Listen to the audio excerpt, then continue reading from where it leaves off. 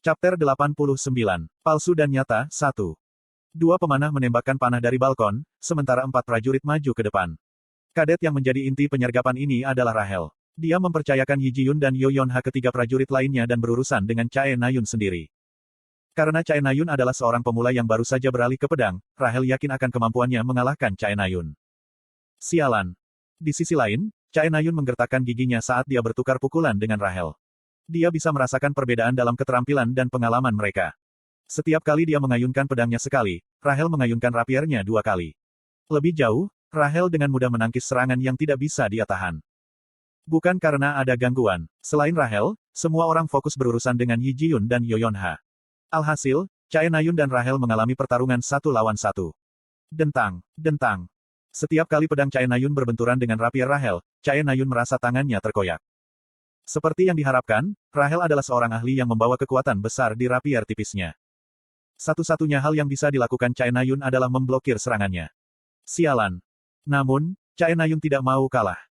Paling tidak, dia tidak ingin kalah dari Rahel. Keinginannya untuk menang dan semangat yang teguh menyebabkan letusan kekuatan sihir yang luar biasa.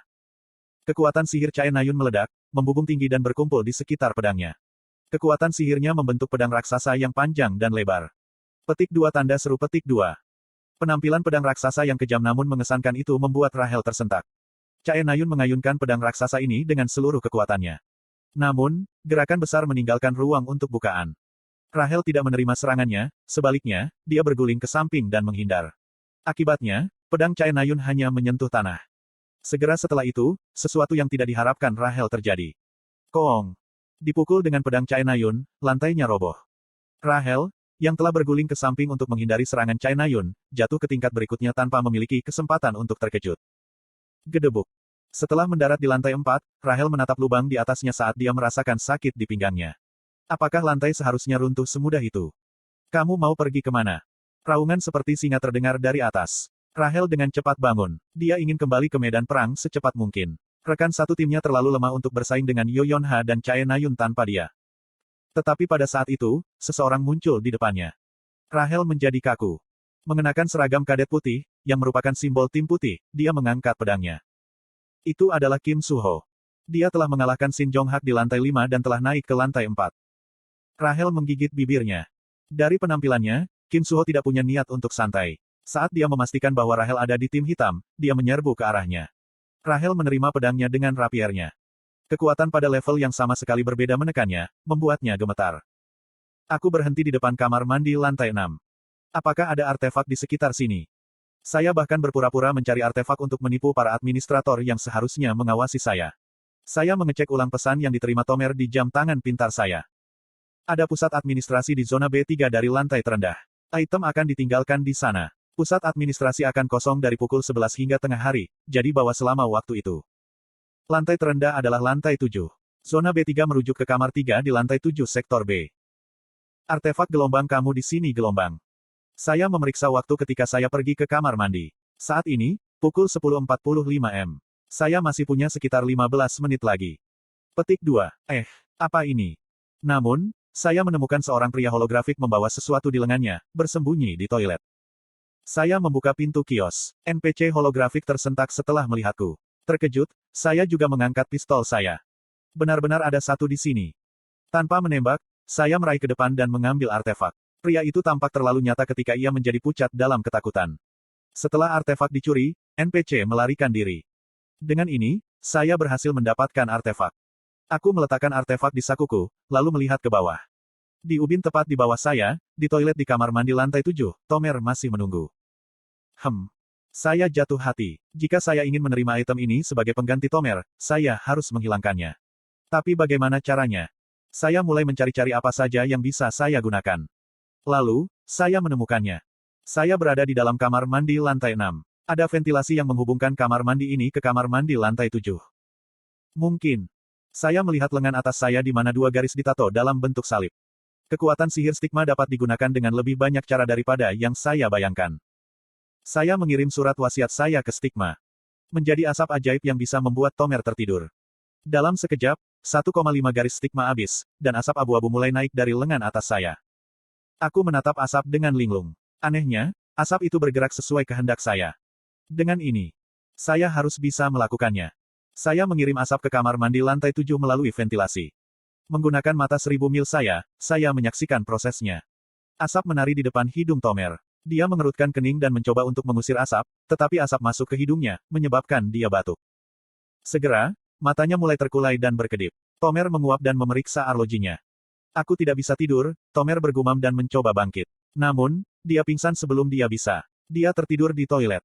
Wah, sempurna. Sekarang setelah Tomer tertidur, aku bisa pergi ke pusat administrasi, bukan dia. Saya pergi ke lantai 7. Saat saya tiba, waktu menjadi 11 M. Saya menuju ke zona B3 tanpa ragu-ragu. Jalan setapak ke pusat administrasi disembunyikan di bawah hamparan bunga hias. Saya menuruni jalan setapak. Tidak ada seorang pun di sini. Persis seperti pesan yang diterima Tomer, tidak ada orang di dalam pusat administrasi, yang memiliki sekitar 20 monitor seperti ruang keamanan. Saya mendekati meja besar di tengah ruangan. Sebuah kotak hitam duduk di atasnya. Sama dengan. All of Awakening, peringkat tinggi, encan atribut Poison. Asteris penusuk yang melemahkan target yang tertusuk. Asteris terpesona dengan efek sihir tingkat tinggi, melemah. Sama dengan. Di dalam kotak hitam ada penusuk yang tampak istimewa bahkan pada pandangan pertama. Wow, apa ini? Saya terkejut. Itu adalah pesona tingkat tinggi. Meskipun barang itu sendiri bukan artefak, barang itu akan dengan mudah mengambil nilai pasar 1,5 miliar won. Itu adalah keuntungan yang tidak terduga. Kuhum. Aku mengeluarkan batuk kering dan melihat sekeliling ruangan. Mulai sekarang ini milikku. Aku memasukkan penusuk di sakuku dan meninggalkan kamar. Saya tidak lupa menghapus rekaman CCTV dengan meretas servernya. Setelah itu, saya meninggalkan zona B3 dengan acuh tak acuh, lalu naik kembali ke lantai 6. Petik 2. Tetapi ketika saya tiba di lantai 6, saya sedikit terkejut. Saya menemukan Rahel tidak terlalu jauh. Apa yang terjadi dengannya? Untuk beberapa alasan, dia terlihat sangat kuyuh. Dia tampak kelelahan seolah-olah seseorang telah memukulnya, dan seragam kadetnya compang camping. Aku berlari ke arahnya. Rahel C. Saya memanggil namanya begitu dia terlihat dengan mata telanjang. Petik 2 tanda seru petik 2. Rahel melompat bahkan pada suara sedikit pun. Bahunya yang ramping gemetar saat dia menoleh ke arahku. Tidak apa-apa, saya di tim yang sama. Petik 2. Wah. Dia menghela nafas lega. Dari kelihatannya, dia tampak bermasalah. Saya mendekatinya dengan senyum tipis. Apa sesuatu terjadi? Kamu tidak terlihat sehat. Petik 2. Rahel menatapku dan menjawab singkat. Aku mencoba menyergap musuh tetapi gagal. Oh. Rahel terus berbicara dengan suara lemah. Lalu aku bertemu Kim Suho dan kalah. Petik 2. Oh. Dia menjatuhkan kepalanya dengan cemberut. Namun, dia belum selesai. Aku nyaris lari dari Kim Suho, tetapi Chai Nayun dan Yo Yonha mengejarku. Setelah saya melarikan diri dari mereka, para penyihir mulai menembaki saya. Petik 2. Seperti pengadu, Rahel menceritakan apa yang terjadi dengan mata tertunduk. Lalu tiba-tiba, dia bertanya. Petik 2. Berapa banyak eliminasi yang didapat Hajin Si? Aku tidak punya apa-apa. Aku punya 1. Poin diberikan berdasarkan jumlah artefak yang diperoleh dan jumlah eliminasi. Pada tingkat ini, kami berdua akan peringkat di dekat bagian bawah. Aku akan baik-baik saja karena aku punya artefak. Bagaimanapun, saya tidak keberatan mencetak gol di dekat bagian bawah. Saya hanya perlu mempertahankan nilai rata-rata secara keseluruhan. Tapi Rahel berbeda. Tujuannya adalah tempat pertama. Jika dia tidak mendapat skor bagus pada pertarungan artefak ini, akan sulit untuk pulih dari ketinggalan. Sepertinya dia tahu ini juga, saat dia menatap lantai dengan mata hancur. Kemudian, dia menendang batu yang buruk. Batu itu terbang melintasi ruangan dan menabrak dinding. Aku mencari-cari di sakuku dan berbicara. Kita masih punya waktu. Ini belum selesai. Rahel perlahan mengangkat kepalanya. Melihatnya, aku mengeluarkan artefak di sakuku. Sini, Anda dapat memiliki ini. Petik 2. Mata Rahel langsung terbuka lebar. Tolong bawa ke atas. Rahel Si lebih cepat dari saya. Petik 2. Petik 2. Tidak, ini milikmu. Ambil saja. Saya memotongnya sebelum dia bisa menolak. Aku hanya ingin membantunya. Kamu lihat tangga darurat di sebelah kanan. Harus. Saya memeriksa tangga darurat dengan mata 1000 mil saya. Beberapa kadet yang cerdik memblokir jalan, tetapi mereka berada di tim yang sama dengan Rahel. Cukup kosong. Aku tersenyum ketika aku memberitahunya kemana harus pergi. Di sana. Pada saat itu, teriakan nyaring terdengar. Chae Nayun dan Yo Yonha berlari bersama dengan anggota tim putih lainnya. Dalam sekejap mata, aku dan Rahel dihadapkan dengan musuh. Ada 6 di pihak mereka, bukan hanya Rahel dan aku. Ini mengejutkan menjadi produksi drama. Petik 2. Kim Hajin. Chae Nayun mengarahkan pedangnya padaku. Kemudian, dia menemukan artefak di tangan Rahel dan membelalakan matanya. Ah, dia memegang artefak. Dari siapa kamu mencuri itu? Petik 2. Cepat, lari. Saya akan menunda mereka selama mungkin. Petik 2. Rahel ragu-ragu, lalu bergumam atas desakanku. Ya terima kasih. Dengan itu, dia berlari. Seorang pemanah tim putih menembakkan panah ke arah Rahel. Seolah aku akan membiarkan itu terjadi. Aku menembakkan peluru, memprediksi lintasan panah. Panah itu tertembak peluru, dan pemanah itu menatapku dengan wajah kaget. Junyong dan aku akan mengejar Rahel. Dua kadet dari tim putih mengabaikan saya dan berusaha mengejar Rahel. Namun, tidak. Yo Yonha menghentikan mereka. Petik 2. Tetap di kaki Anda. Dia lawan yang tangguh. Petik 2. Dengan komentar itu, dia mengencangkan cambuknya. Aku memandang sekeliling ruangan sejenak. Ada banyak hal untuk dipegang. Jika sampai di situ, aku seharusnya bisa kabur dengan parkour. Apa? Kamu ingin bertarung dengan kita berenam sendirian? Kamu gila.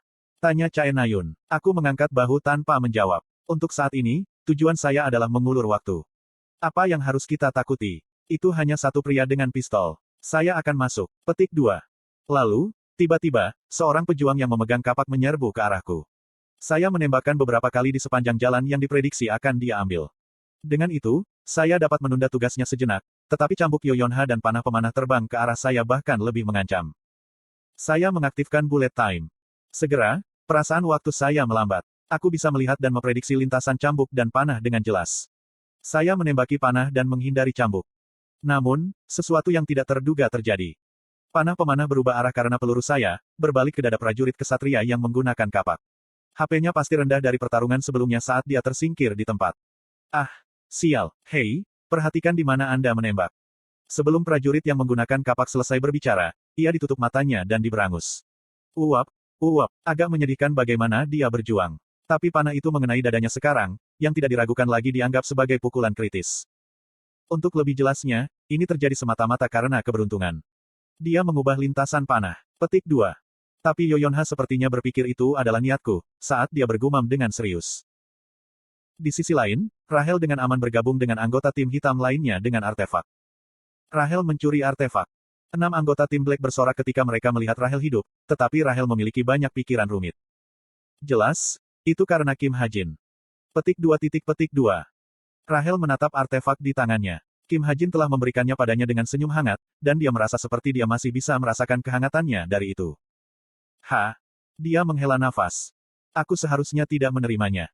Dia tidak tuli. Dia tahu rumor macam apa yang dibuat oleh tindakan Kim Hajin, dan dia telah mendengar tentang desas-desus yang beredar di kalangan kadet. Sampai sekarang, dia mengatakan pada dirinya sendiri bahwa itu tidak benar, bahwa itu hanya gosip. Tetapi dengan apa yang terjadi hari ini, dia harus mengakui bahwa perasaan Kim Hajin adalah nyata.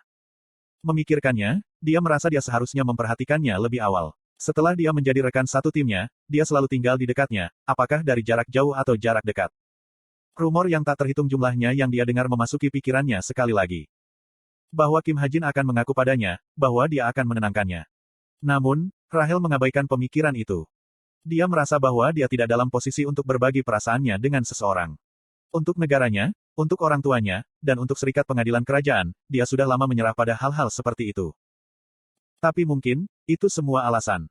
Dia ingat apa yang dikatakan ibu dan ayahnya di masa lalu. Bahwa ketika seseorang yang benar-benar dicintainya muncul, dia ingin bersamanya bahkan jika dia harus membuang semuanya. Tetapi bahkan sekarang, dia tidak pernah merasakan kerinduan yang putus asa. Dia tidak ingin menyerah pada nilai-nilai yang tak terhitung jumlahnya yang dia tempatkan sebelumnya. Petik 2. Benar. Di tengah-tengah perenungan yang mendalam, Rahel tiba-tiba teringat bahwa dia meninggalkan Kim Hajin. Dia menjadi panik. Kim Hajin saat ini bertarung dengan 6 orang sendirian. Ayo pergi. Kita harus pergi menyelamatkan seseorang. Petik 2. Kemana kita akan pergi? Ikuti aku. Rahel berlari ke lantai 6 bersama dengan anggota tim hitam lainnya.